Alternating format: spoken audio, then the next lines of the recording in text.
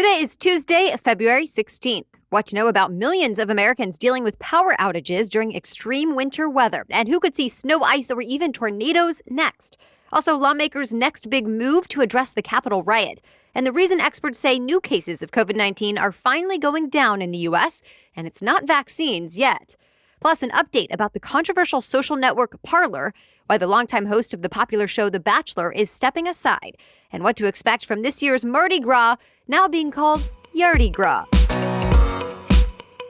Welcome to The Newsworthy. All the day's news in around 10 minutes. Fast, fair, fun, and on the go. I'm Erica Mandy. Thanks so much for being here. You ready?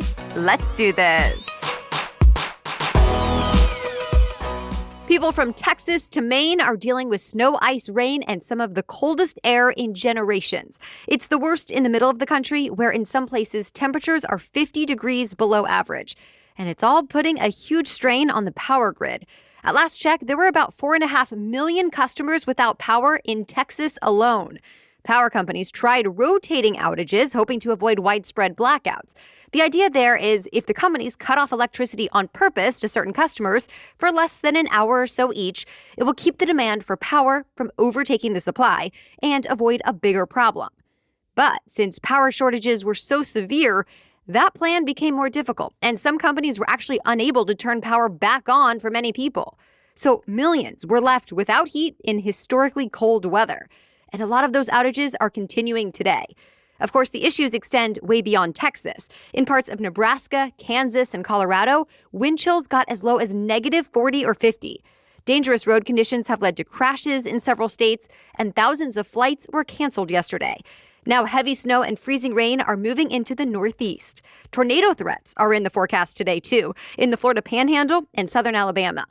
And the next coast-to-coast winter storm will start affecting people tonight.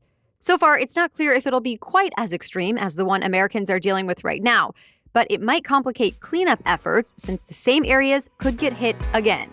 Stay tuned. Congress will move to launch a new investigation into last month's Capitol invasion. House Speaker Nancy Pelosi says the House will work to create a bipartisan independent commission to look into it. It would be similar to the group that studied the September 11th terror attacks, and it'll likely be pretty in-depth as well. It took more than a year to complete that investigation, and in the end, the panel came back with a nearly 600-page report detailing what went wrong and how the attacks could have been prevented. Now, Pelosi says it's clear we need the same kind of commission to look into possible failures by law enforcement, the White House, and/or anyone else that could have led to the Capitol attack. Lawmakers in both parties have already shown support for this idea, but for different reasons. For example, Republican Senator Bill Cassidy told ABC News he wants to know, quote, what was known, who knew it, and when they knew it. Others, like Democratic Senator Chris Coons, says this should be the next step to hold former President Trump accountable for inciting the riot, since he was not convicted in the impeachment trial. Meanwhile, the FBI is still investigating the rioters. So far, more than 200 people have been charged with federal crimes related to events that day. American forces in northern Iraq were hit with a rocket attack. The attack killed one civilian contractor and hurt a U.S. service member and 5 other contractors. It happened when a rocket landed near an American-led military base, and other rockets landed in residential areas nearby. So far, it's not clear who was behind this, but both American and Iraqi officials say they're looking into it. The U.S. now has about 2,500 troops in the country with a mission to mentor the Iraqi troops. A White House spokesman said President Biden has been briefed on this attack, and Secretary of State Antony Blinken put out a statement saying he's outraged. He says the U.S. will support all efforts to hold those responsible accountable. To be continued.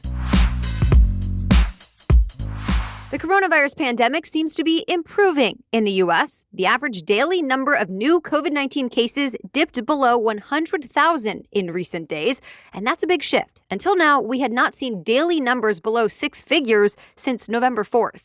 Health experts say they know what's behind it, too, and it's actually not vaccines. They tell CNN there's evidence people are starting to do a better job with mask wearing and social distancing. Plus, the effects of holiday gatherings are starting to wear off. And in some communities, a lot of people have gotten COVID-19 already, giving them at least some protection against another infection. Of course, experts say that doesn't mean it's time to ease up. As the new CDC director points out, cases are still about 2.5 times higher than what we saw over the summer. And sadly, the daily COVID-19 death toll is still high. Vaccines are expected to help a lot, though, but of course, it's going to take a while to get enough people vaccinated to see a real difference in numbers.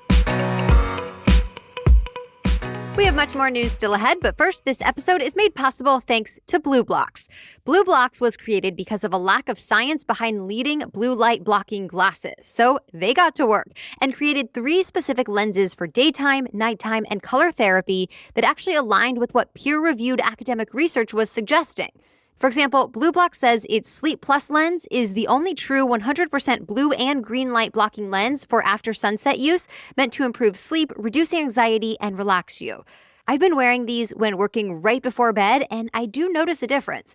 And other options include the blue light lens that is the clear lens made for people who work under artificial light during the day, and that can help with things like headaches and digital eye strain. So learn more about all the options and the different styles and get 20% off your order at blueblox.com/newsworthy. That's BlueBlox, spelled BLUBLOX.com/newsworthy. blueblox.com/newsworthy to get 20% off your order. Okay, now back to the news. The controversial social network Parlor is relaunching. The company says the 20 million people who already have existing accounts will be able to sign in and use the platform this week.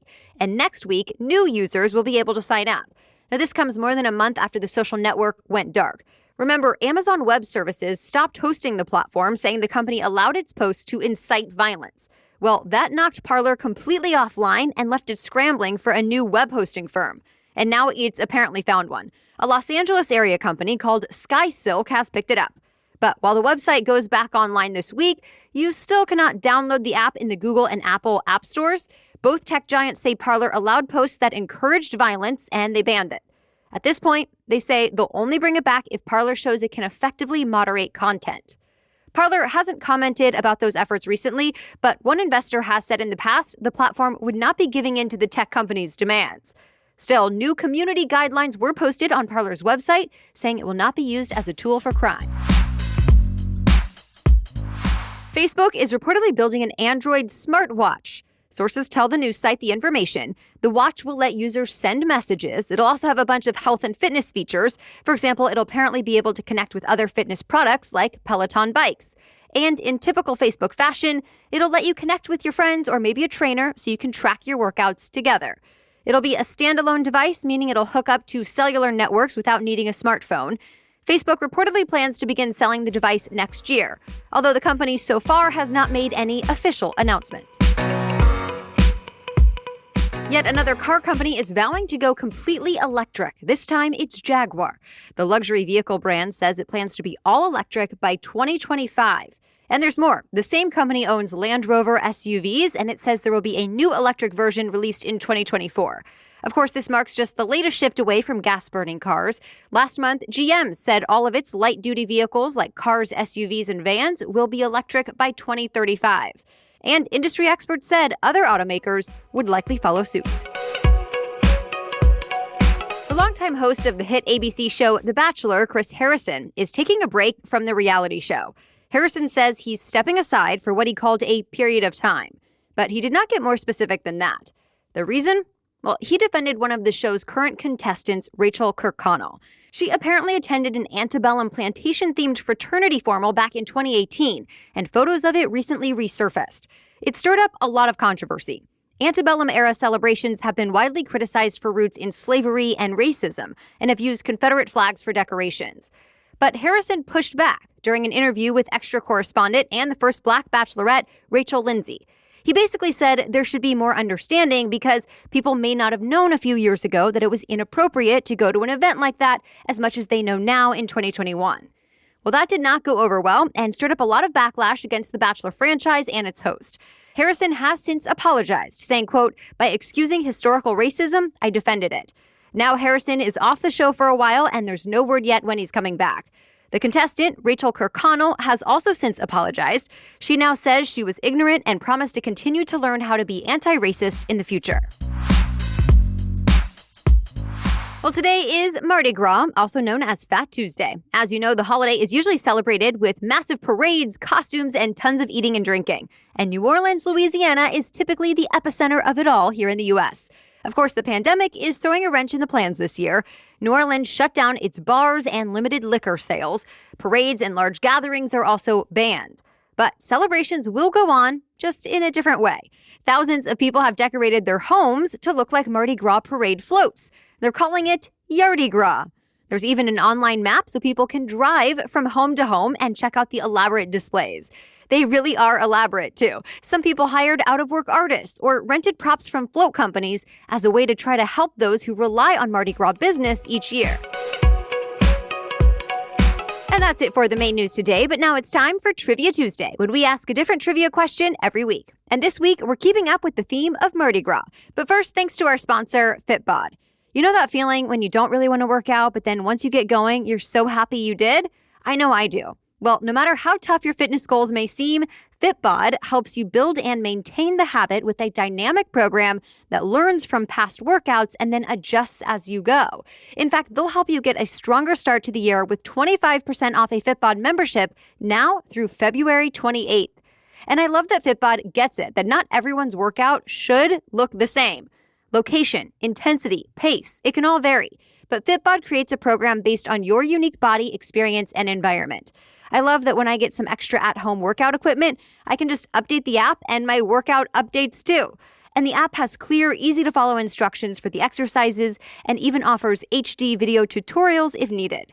So build the momentum to carry your fitness journey through the rest of the year with Fitbod. Get 25% off a membership when you sign up now through February 28th at fitbod.me/newsworthy.